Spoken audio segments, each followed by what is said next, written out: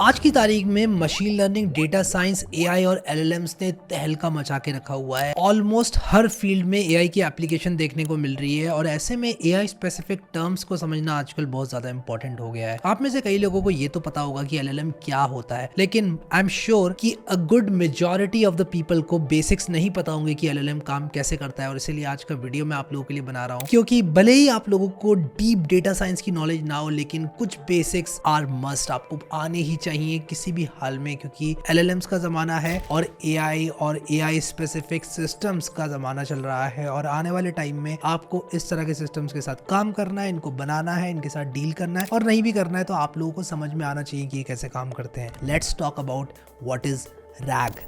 तो RAG stands for retrieval augmented generation. मैं चीजों को बिल्कुल भी बोरिंग नहीं करना चाहता आप लोगों के लिए। मैं यहाँ पर आप लोगों को एक बहुत ही सिंपल सा एग्जांपल देता हूँ और उससे भी पहले वजह बताता हूँ कि रैग को क्यों यूज करना है। आपका एलएलएम होता है, एलएलएम को आपने इनपुट दिया, एलएलएम आपको आउटपुट देता है। कोई भी एलएलएम एक बहुत ही बेसिक लेवल पर क्या कर रहा होता है, नेक्स्ट टोकन का प्रिडिक्शन कर रहा होता है। आप एलएलएम को बोलेंगे कैट सैट ऑन द, और उसके बाद वो आप लोगों को बताएगा मैट। फिर आप लोग बोलेंगे cat sat on the mat and, और वो आपको आगे का बताएगा कि आगे क्या आएगा, एंड सो ऑन। ये साइकिल चलती जाएगी और एलएलएम अगर अच्छे डेटा पर ट्रेन हो रखा है तो वो नेक्स्ट टोकन का प्रेडिक्शन इतने अच्छे से करेगा कि आप लोगों को चैट जीपीटी जैसा आउटपुट देखने को मिलेगा और आपको लगेगा कि यार ये एलएलएम के पास तो दिमाग आ गया, ये एलएलएम तो सोच समझ के बड़ी अच्छी बातें कर रहा है। But at a very basic level वो सिर्फ नेक्स्ट टोकन का प्रेडिक्शन इतने अच्छे से कर रहा है कि आप लोगों को लग रहा है कि यार उसके पास दिमाग आ गया। आप इंसानों को कुछ इस तरह से समझ लो, मैं आपसे अभी बात कर रहा हूँ, आप कुछ ऐसा समझ लो कि मेरा दिमाग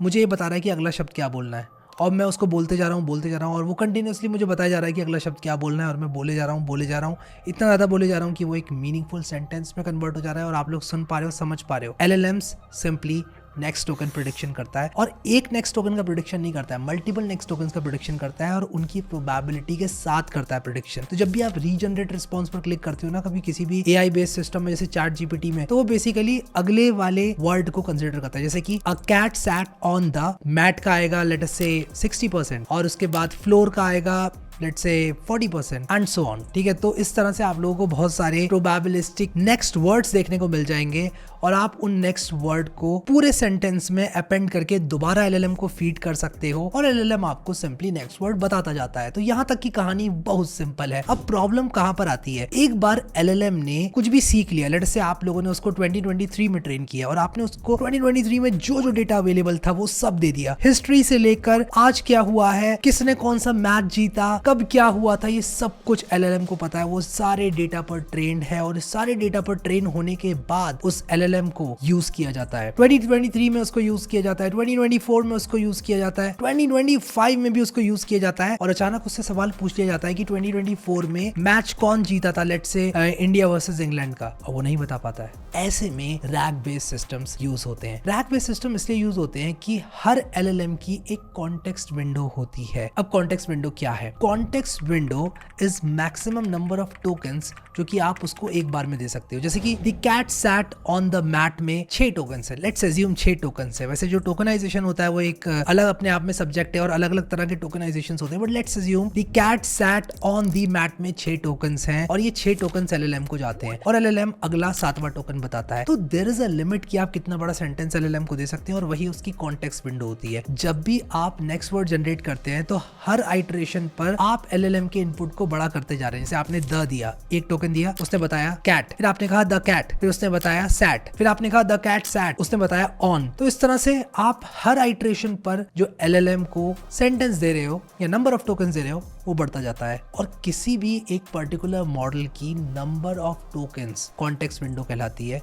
जो कि वो एक बार में प्रोसेस कर सकता है। फॉर एग्जांपल GPT-4o 128,000 टोकन्स एक बार में प्रोसेस कर सकता है, जो कि अराउंड 1 लाख वर्ड्स होते हैं। अब आपको लगेगा ये तो बहुत ज्यादा है, बट एक्चुअल में बहुत ज्यादा नहीं है, गिवन द फैक्ट कि उसको पास्ट हिस्ट्री जो आपने बात करी है उसके साथ वो सब प्रिजर्व करके रखना पड़ता है। तो ऐसे में आप एलएलएम को क्या इनपुट दे रहे हो ये बहुत ज्यादा इंपॉर्टेंट है, और कितना इनपुट दे रहे हो ये कॉस्ट डिसाइड करता है। आप अगर लंबा सेंटेंस दोगे तो एलएलएम की कॉस्टिंग बढ़ेगी, छोटा सेंटेंस दोगे काम सस्ते में हो जाएगा। तो रिट्रीवल ऑगमेंटेड जनरेशन बेसिकली ये है कि आप किसी करंट नॉलेज बेस में से रेलेवेंट डॉक्यूमेंट्स को पहले रिट्रीव करो। फॉर एग्जांपल हम क्या करेंगे, अगर मैच की बात हो रही है तो मैच से रिलेटेड रिलेटेड सारा डेटा लेकर आएंगे। लेट्स से हमने 20,000 वर्ड्स जो कि 2024 के मैच की इंफॉर्मेशन से रिलेटेड है वो रिट्रीव किया किसी तरह की टेक्निक को इस्तेमाल करके, और उसके बाद इस सवाल के साथ ये डेटा भी फीड किया एलएलएम को कि भाई अब बताओ कौन जीता था इंडिया वर्सेस इंग्लैंड 2024 में। तो एलएलएम बता देगा क्योंकि उसके पास इनपुट में कॉन्टेक्स्ट भी है, यानी कि इनपुट में आपने एक तो सवाल पूछा है और उसी के साथ साथ उसको एक पैराग्राफ भी दिया है जिसमें इंफॉर्मेशन है, और अब एलएलएम को सिंपली ये बताना है कि इस पैराग्राफ में इंफॉर्मेशन कहाँ है और वो आपको बता देगा। इस टेक्निक को बुनियाद रखते हुए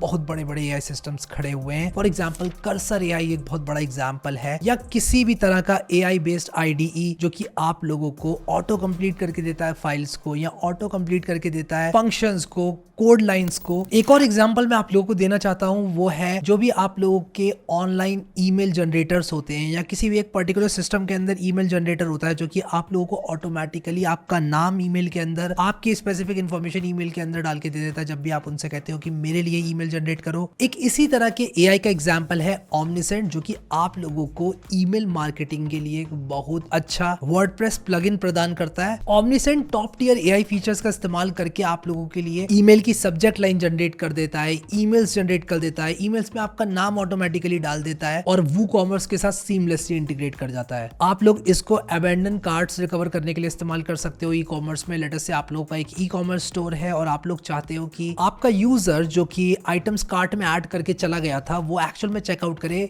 ये ऑटोमेटिकली उनको एक ईमेल भेज देता है और उनको नच करता है कि भाई आपने कुछ आइटम्स कार्ट में छोड़ दिए हैं, और वो फिर फाइनली आइटम को परचेज कर सकता है। ओमनीसेंट आप लोगों के वूकॉमर्स स्टोर के साथ इंटीग्रेट करके आपकी सारी इंफॉर्मेशन एक बार में लेता है, और उसके बाद जब इसको एआई स्पेसिफिक चीजें जनरेट करनी होती है तो ये रिट्रीवल ऑगमेंटेड जनरेशन टेक्निक का इस्तेमाल करके आप लोगों के लोगोस, आप लोगों के ब्रांड एसेट्स आपके ईमेल में डालकर आपके कस्टमर्स को भेज देता है। ऐसे में आपके कस्टमर्स के पास पर्सनलाइज्ड ईमेल्स जाते हैं, और ये रैक का एक बहुत अच्छा एग्जांपल है। Omniscient is also the sponsor of this video, so I would like to thank them for sponsoring this video. मैं डिस्क्रिप्शन में आप लोगों के लिए ओमनीसेंट का लिंक डाल दूंगा, आप लोग उसको चेकआउट जरूर करना। और अगर आप लोग एक ई कॉमर्स स्टोर बनाने वाले हो तो ओमनीसेंट को डेफिनेटली अपने वर्कफ्लो में इंटीग्रेट करना। तो कुल मिलाकर अगर आप मुझसे पूछो कि रैक क्या होता है तो मैं कहूंगा ये एक टेक्निक है जो कि एलएलएम को प्रॉम्प्ट फीड करने से पहले प्रॉम्प्ट के साथ साथ कुछ इंफॉर्मेशन रिट्रीव करके भेजा जाता है, और इस प्रक्रिया के अंदर क्वेश्चन के साथ साथ कॉन्टेक्स्ट मिल जाता है अच्छा खासा एलएलएम को, जिसको इस्तेमाल करके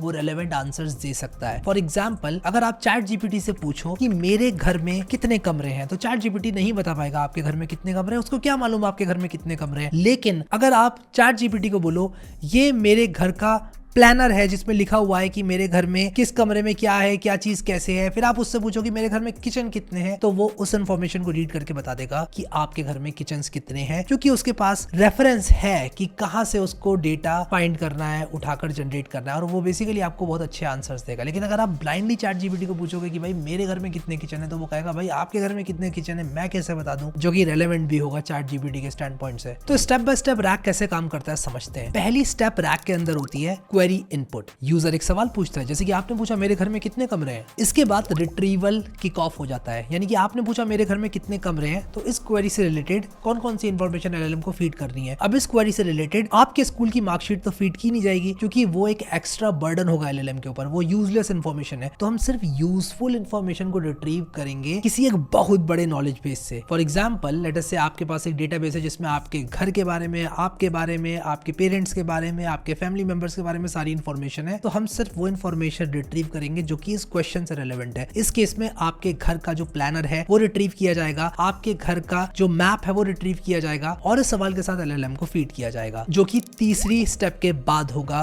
विच इज ऑगमेंटेशन। ऑगमेंटेशन में हम ऑगमेंट करेंगे, यानी कि रिट्रीव इंफॉर्मेशन के साथ साथ जो आपकी ओरिजिनल क्वेरी है उसको एलएलएम को भेजने के लिए तैयार करेंगे। स्टेप 4 इज जनरेशन, जिसमें कि एलएलएम इस क्वेरी को लेगा as one single very long prompt, और उसके बाद आप लोगों के लिए जनरेशन करेगा। एंड यही रैग होता है, which is retrieval augmented generation. अब रिट्रीवल ऑगमेंटेड जनरेशन को इस्तेमाल क्यों करें, ये आप लोगों के लिए एलएलएम्स को यूजफुल बनाता है विदाउट रीट्रेनिंग, क्योंकि एलएलएम्स की जो ट्रेनिंग होती है ना वो एक बहुत कॉस्टली प्रोसेस होती है। मैं यहाँ पर एक टेबल लगा दूंगा कि कितने पैसे लगे थे जीपीटी के मॉडल्स ट्रेन होने में, और आप लोगों का भी माइंड शायद ब्लो तो हो ही जाएगा। इसके बाद रैग आपको डोमेन स्पेसिफिक नॉलेज को आपके प्रॉम्प्ट के साथ ऐड करके भेजता है, जो कि हमेशा आपके एलएलएम के अंदर यानी कि ट्रेनिंग डेटा डेटा में नहीं होगा। तीसरा फायदा कि एक्यूरेसी को बढ़ाता है। अगर कोई भी चीज चेंज हो गई है या कोई मिस्टेक थी उस डेटा में जिससे कि एलएलएम ट्रेन हुआ है, फॉर एग्जांपल लेट अस से पहले हमको कुछ मालूम था और फिर साइंस प्रोग्रेस होती है और पता चलता है कि भाई ऐसे नहीं ऐसे हो गया, तो आप रिट्रीवल ऑगमेंटेड जनरेशन टेक्निक का इस्तेमाल करके उन रेलेवेंट डॉक्यूमेंट्स को निकालकर प्रॉम्प्ट के साथ भेज सकते हो और फाइनली आपको एलएलएम एक अच्छा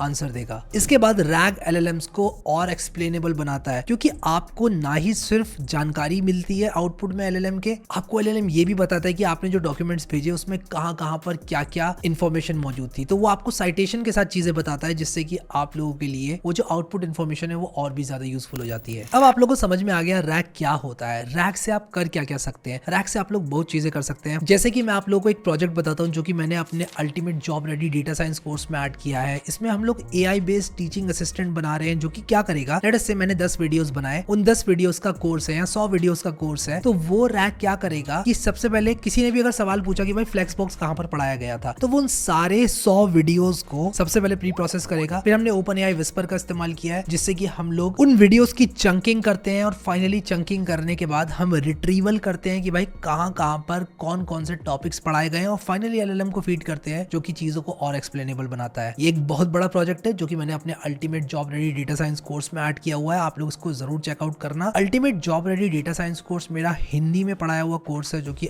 आप लोगों को स्टेप बाय स्टेप सब कुछ सिखाता है डेटा साइंस के बारे में। अगर आपको पाइथन भी नहीं आता ना, तो भी आप स्टार्ट आउट कर सकते हैं और मैंने आपका हाथ पकड़ के हिंदी में आप लोगों को डेटा साइंस सिखाया है। एंड ऑल द वे हम इतना आगे आएंगे कि आप लोग रैक सिस्टम्स खुद से बना रहे होंगे। इनफैक्ट हमारा एक प्रोजेक्ट है जो कि मैं एक्चुअल में यूज करने वाला हूँ प्रोडक्शन में, और वो मैंने इस पर्टिकुलर कोर्स में ऐड किया। तो आप इस कोर्स को डिस्क्रिप्शन में दिए हुए लिंक से चेकआउट कर सकते हो। अब आपको पता है रैक क्या है, रैक को कहाँ यूज करना है। एक सवाल बहुत सारे लोगों के दिमाग में आता है कि यार सारी इन्फॉर्मेशन एलएलएम को क्यों नहीं दे देते, लेट अस से आपका जो नॉलेज डेटाबेस है वही फीड कर दो ना एक बार में। तो रीजन है कॉन्टेक्स्ट विंडो। GPT-4o की कॉन्टेक्स्ट विंडो मैंने आप लोगों को बताई थी 128,000 टोकन्स। उसी के साथ साथ कुछ और प्रसिद्ध एआई मॉडल्स की कॉन्टेक्स्ट विंडो यहाँ पर आप लोगों को मिल जाएगी। कहीं ना कहीं आप पॉज करके पढ़ लेना और शायद आपका माइंड भी ब्लो हो जाए उन नंबर्स को सुनकर। कुल मिलाकर अगर आपके पास एक बहुत बड़ा नॉलेज डेटाबेस है तो वो काफी सारे वर्ड्स का होगा। 1 लाख वर्ड्स में आपका पूरा डेटाबेस की इंफॉर्मेशन तो कभी भी नहीं आने वाली। 100,000 वर्ड्स होते हैं 400 पेज की किताब, और 400 पेज की किताब कुछ भी नहीं होती है जब हम नॉलेज डेटाबेसेस की बात करते हैं। और उसी के साथ साथ अगर आपने एक बार में ही एलएलएम को इतना ज्यादा फीड कर दिया तो एलएलएम फिर आगे काम कैसे करेगा। अगर आपने पहली बार में इतनी लंबी क्वेरी दे दी जो एलएलएम की लिमिट को ही एग्जॉस्ट कर देती है, तो वो अगला वर्ड जनरेट करके फिर और अगला वर्ड कैसे जनरेट करेगा, क्योंकि उसकी कॉन्टेक्स्ट विंडो एग्जॉस्ट हो जाएगी और वो पुरानी चीजें नहीं रिमेंबर कर पाएगा। इसीलिए जितना छोटा आप प्रॉम्प्ट दोगे उतना कम कंप्यूट एलएलएम यूज करेगा, और इसीलिए हम लोग चाहते हैं कि हमारे प्रॉम्प्ट्स अगर शॉर्ट ना रहे तो कम से कम रेलेवेंट तो रह ही रहे। ऐसा नहीं होना चाहिए कि बात हो रही है आपके घर की और आप जो डेटा भेज रहे हो वो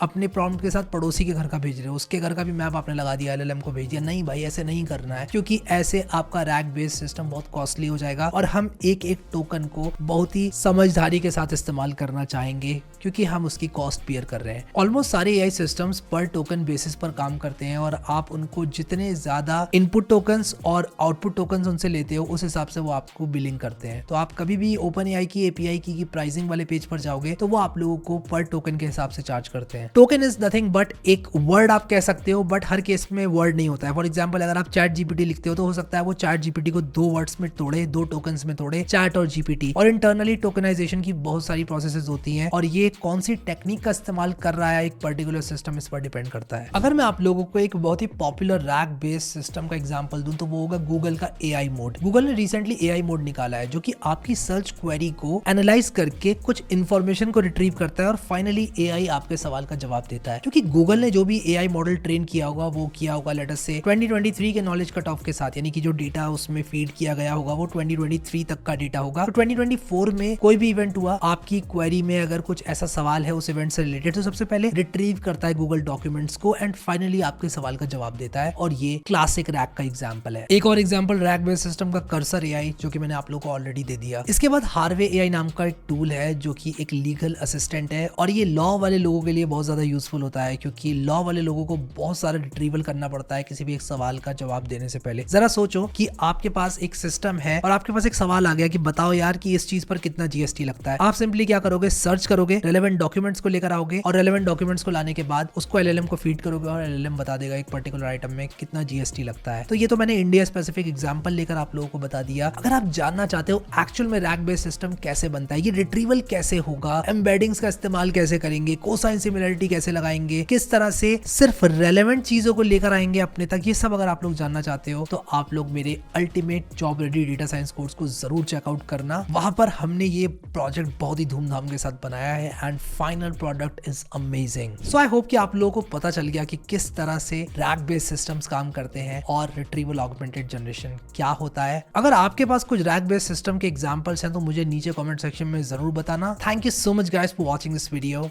and I will see you next time.